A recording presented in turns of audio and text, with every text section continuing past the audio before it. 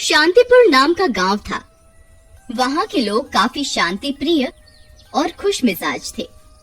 उसी गांव में एक रात दिनेश और राजेश नाम के दो दोस्त बाहर से आ रहे होते हैं और रात हो जाती है। अरे राजेश भाई, थोड़ा जल्दी जल्दी चलो। आप तो नई दुल्हन की तरह आराम आराम से चल रहे हो। रात हो गई है और आगे सुनसान रास्ता है। अरे दिनेश, अब मैं तुम्हारी तरह माल तो खाता नहीं, आराम आराम से ही चल पाऊंगा। तुम्हें लगता है भाभी से मिलने की जल्दी हो रही है? ऐसा कहकर दोनों हंसते हुए आगे बढ़ जाते हैं। तभी उन्हें किसी की आवाज सुनाई देती है। दिनेश, तुमने किसी की आवाज सुनी? ऐसा लगा कि जैसे कोई हमें आवाज दे रहा है।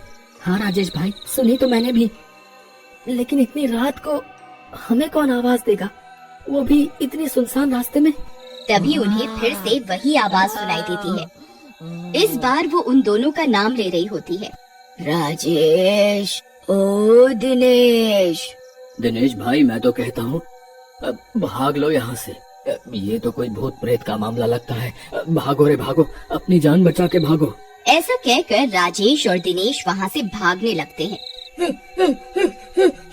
लेकिन तभी वहाँ एक भूत उनके सामने आ जाता है। कहाँ भाग रहे हो तुम दोनों? कहाँ जाओगे मुझसे बच के? मैं तुम्हें छोड़ूंगा नहीं। ऐसा कहकर भूत उन दोनों पर हमला कर देता है। दोनों डर के मारे बेहोश हो जाते हैं और भूत वहाँ से चला जाता है।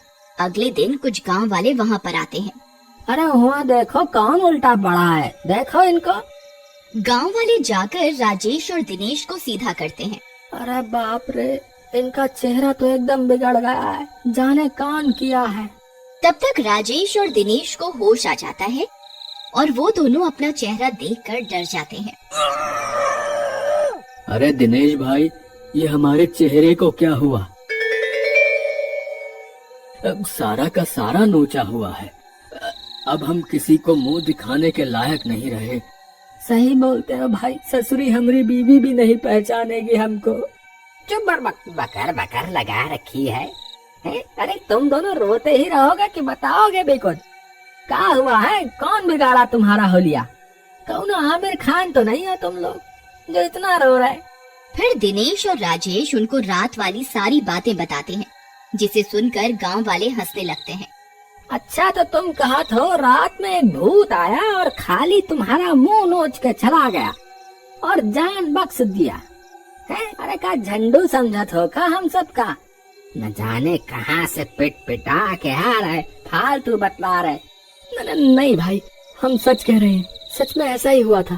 फालतू बात मत करा हो, अभी तो तुम्हारा मुंह नोचा गया है, ज्यादा बोले तो हाथ पांव भी तोड़ देंगे। अफवाह फैलाते हो। ऐसा कहकर गांव वाले उनको वहाँ से भगा देते हैं। उसी रात बिरजू छत पर सो रहा होता है। तभी वो भूत उसकी खाट के सामने आकर खड़ा हो जाता है और उसे जोर से लात मारता है। कौन? किसने मुझे लात मारी? किसकी मौत आई है?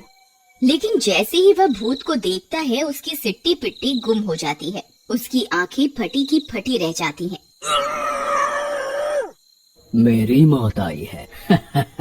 मैंने लात मारी है, आजा लड़ते हैं। बिरजू भूत के पैरों में गिर जाता है और माफी मांगता है, लेकिन भूत उसे भी मुंह नोच कर बेहोश कर चला जाता है।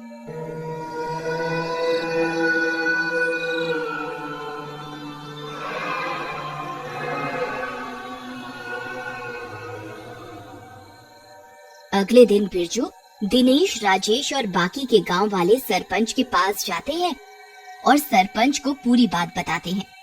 अरे अब तुम भी बिरजू इन राजेश और दिनेश की बातों में आ गए। ये तो वैसे ही डरपोक हैं। अरे भूत वूत कुछ नहीं होता। अरे कोई लुटेरा होगा जो मुखौटा लगा के लूटपाट करने के इरादे से आया होगा। अब आप लोग जाओ, ऐसा कुछ नहीं। हम पुलिस को बता देंगे, वो इसका इलाज करेंगे। उसी रात एक लड़की पानी लेने जाती है। तभी वह भूत फिर आ जाता है।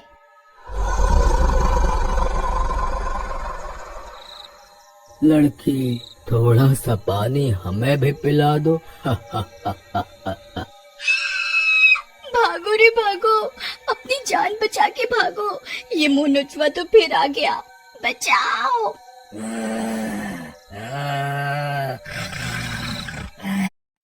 लेकिन इससे पहले कि लड़की वहां से भाग पाती, भूत उसको पकड़ लेता है और मार डालता है। अगली सुबह गांव वालों को उस लड़की की लाश मिलती है। अरे गांव वालों, ये दुष्ट तो अब जान भी लेने लगा है। लगता है गांव खाली करना पड़ेगा। चुप करो दिनेश, क्या बोले जा रहे हो? अरे हमारा घर है भाई, हमारा गांव है, हम खाली करेंगे। अरे वो जाएगा जो बाहर से आया है, समझे? अब चुप करो, कुछ इलाज ढूंढेंगे मिलकर। गांव वालों, अब तुम सब भी जाओ अपने अपने काम धंधे पर।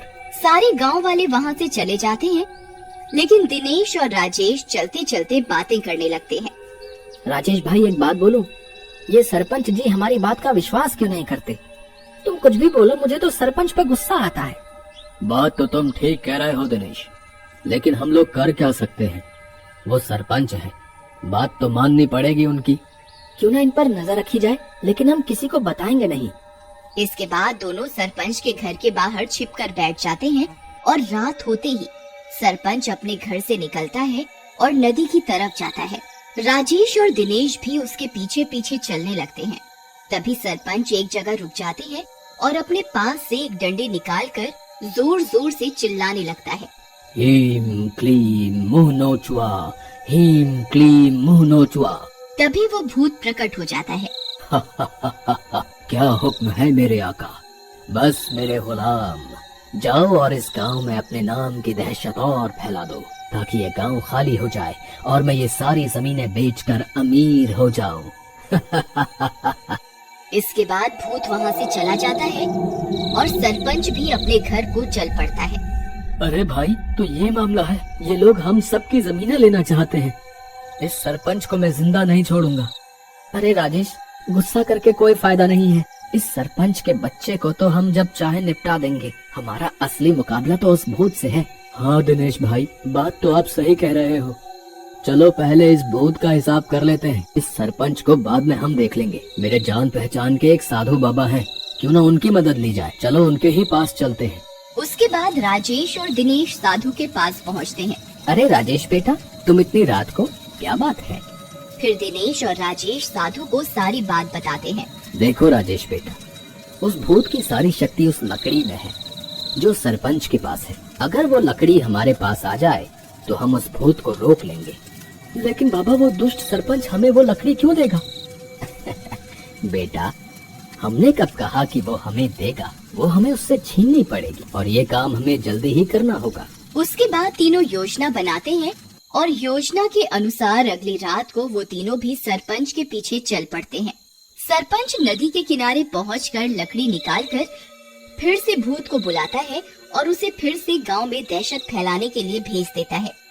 लेकिन वो जैसे ही अपने घर जाने के लिए मुड़ता है, दिनेश उसे जोर से लात मारता है। सरपंच नीचे गिर जाता है और उसके हाथ से लकड़ी दूर गिर जाती है।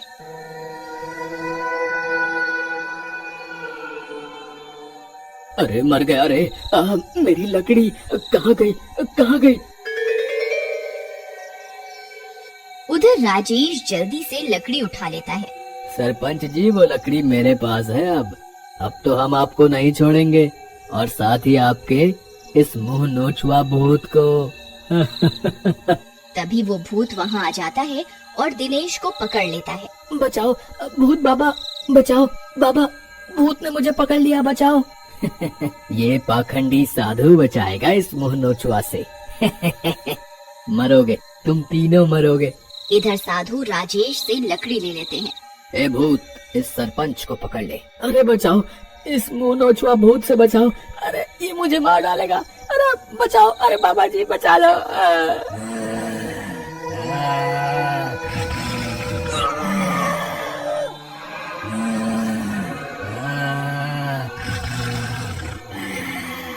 लेकिन साधु भूत को नहीं रोकते। थोड़ी देर में ही भूत सरपंच को मार देता है। उधर साधु बाबा भी अपने मंत्रों की शक्ति से उस लकड़ी को जला देते हैं। जैसे ही लकड़ी जलती है,